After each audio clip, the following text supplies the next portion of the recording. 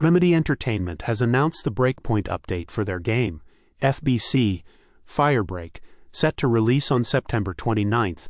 This update aims to address several criticisms that have plagued the game since its launch in June 2025, which received mixed reviews and struggled with low sales and a declining player base.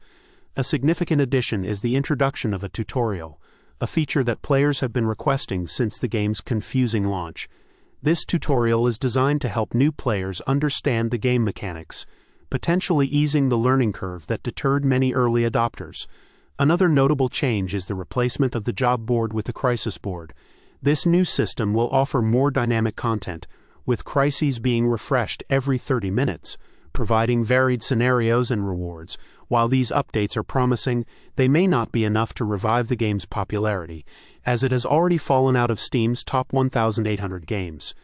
The success of these changes will largely depend on their reception by the remaining player base, and whether they can attract new players to FBC, Firebreak.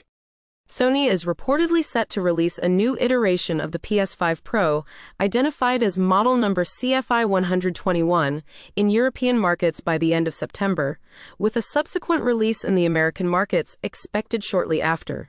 This follows a year after the initial launch of the PS5 Pro, which is known for its enhanced performance capabilities. Despite facing challenges, particularly with its PSSR technology and performance issues on third-party titles like Metal Gear, Solid Delta, Snake Eater, and Silent Hill F, the new model is not anticipated to introduce significant changes or downgrades. The design and 2 TB SSD storage will remain unchanged, addressing fan concerns over storage reductions seen in the PS5 Slim.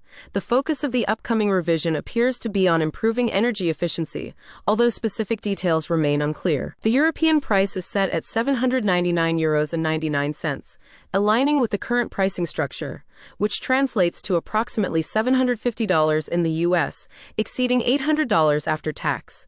This high price point has been a challenge for Sony, as it seeks to maintain strong sales amidst these hardware updates. Despite these hurdles, Sony's strategy of releasing slight hardware revisions aligns with its history of refining products over time. The gaming community is keenly awaiting the official release and further details, as the implications for sales and user experience remain a focal point of interest. Hades 2 has officially exited early access, marking its full release on PC and Switch with a comprehensive 1.0 update that brings a host of new features and improvements. Developed by Supergiant Games, Hades 2 is the sequel to the critically acclaimed roguelite Hades, which garnered praise for its engaging combat and narrative depth. The 1.0 release introduces the game's true ending, allowing players to fully conclude Princess Molino's journey. Alongside this, the update adds 50 new achievements, new artwork, music, and keepsakes, as well as numerous tweaks to enhance gameplay. These changes aim to keep players engaged in the Underworld's challenges, offering more depth and customization options. The release of Hades 2 has been met with positive reception, with reviewers highlighting its expansion on the original game's strong foundation. It offers a larger world with more characters, conversations, and weapon choices, enhancing the combat system without compromising the essence of its predecessor.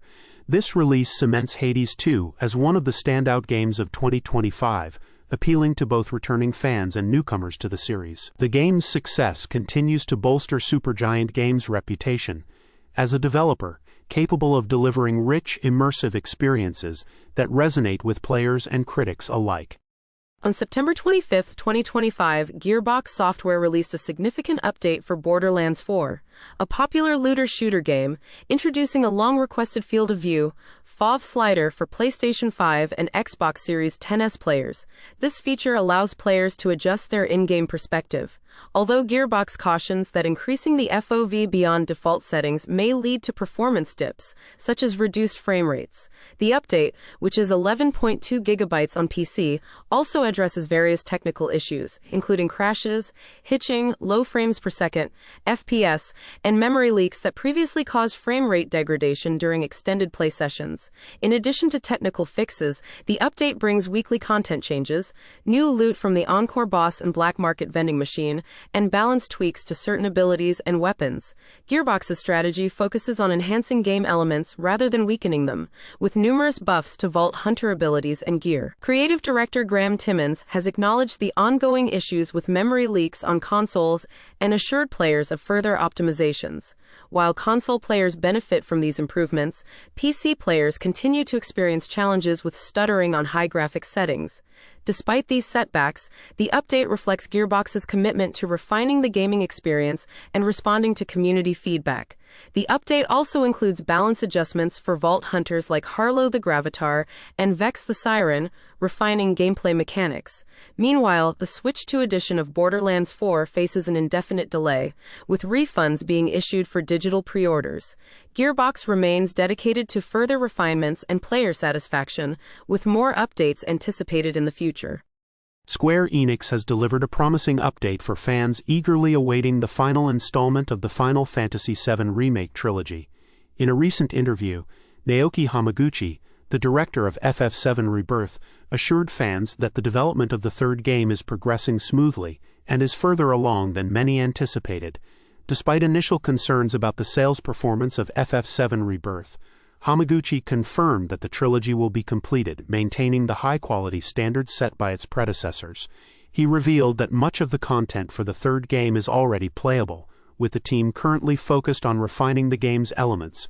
The FF7 Remake series has seen a significant boost in sales following its expansion to multiple platforms. Initially launched exclusively on PlayStation, the series' availability on PC has broadened its reach and increased its player base. Looking ahead, Square Enix plans to release FF7 Remake Intergrade on Xbox Series X and the upcoming Nintendo Switch 2 in early 2026, aiming to attract new players to the franchise. This multi-platform approach is expected to further enhance the series' popularity, paving the way for the successful release of the trilogy's concluding chapter. Stardock Entertainment has released the Reinforcements DLC for Sins of a Solar Empire 2, a real-time strategy game known for its expansive galactic warfare and deep strategic gameplay. This new DLC introduces a command ship class for each faction, which serves as a powerful addition, bridging the capabilities between capital ships and titans. These command ships bring devastating firepower and unique abilities, offering players fresh tactical options in late-game scenarios. Alongside these new vessels, the DLC also introduces faction-specific victory conditions, allowing players to achieve victory in ways that align with their chosen faction's lore and strategic preferences. The release of the Reinforcements DLC marks a significant expansion of Sins of a Solar Empire IA's gameplay, enhancing the strategic depth and replayability of the game.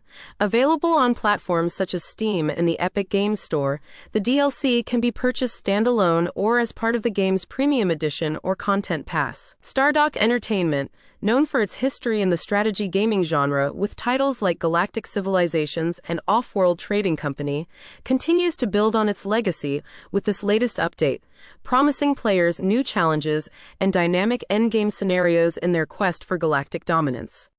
In an exciting development for Pokémon fans, the upcoming game Pokémon Legends, ZA is set to introduce a new twist on the beloved Mega Evolution mechanic. Originally introduced in Pokémon X and Y, Mega Evolution allows certain Pokémon to temporarily transform into more powerful versions during battles, typically requiring a Mega Ring and Mega Stone. However, Pokémon Legends, ZA, which is part of the Pokémon Legends series that began with Pokémon Legends, Arceus is shaking up the formula by introducing rogue Mega Evolutions. This new feature allows wild Pokémon to Mega Evolve without the traditional requirements, creating an intriguing mystery for players to unravel in the game's setting of Lumiose City. The introduction of rogue Mega Evolutions has sparked discussions among fans, as it challenges established Pokémon lore that emphasizes a strong bond between trainer and Pokémon as a prerequisite for Mega Evolution.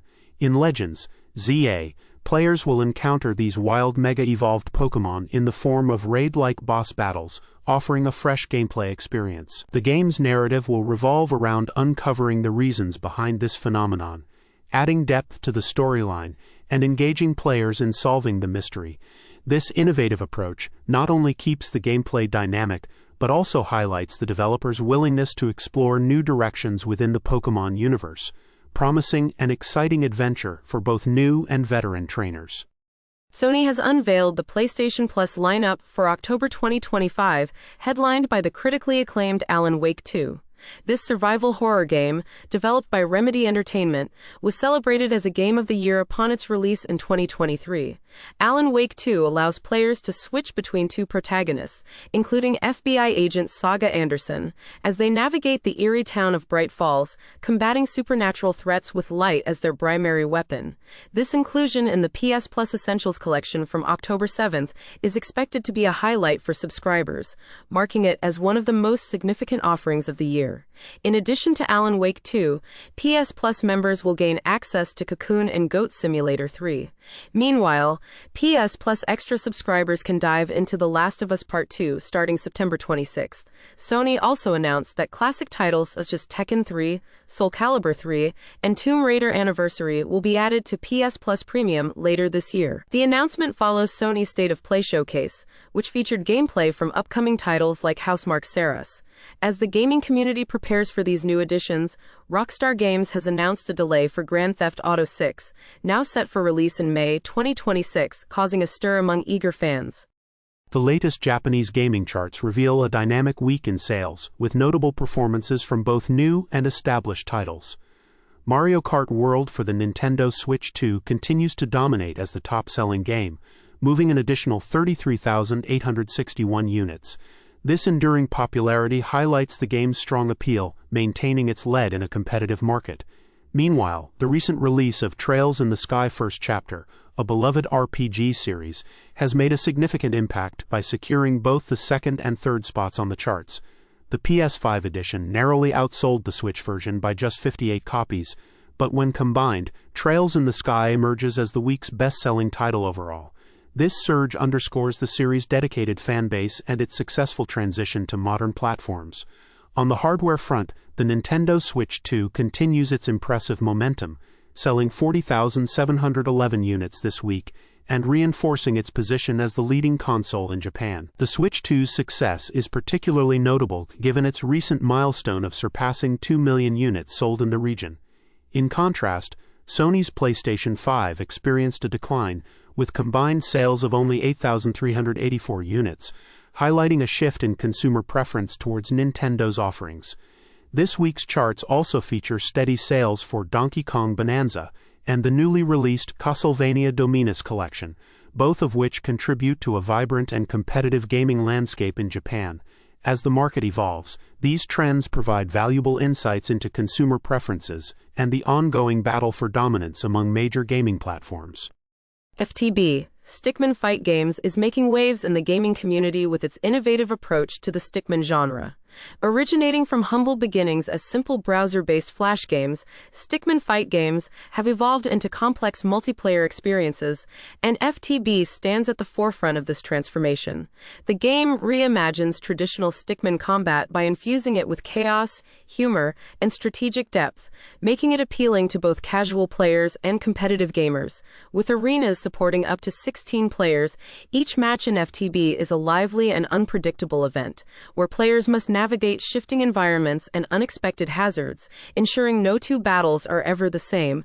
The community-driven nature of FTB further distinguishes it from other titles.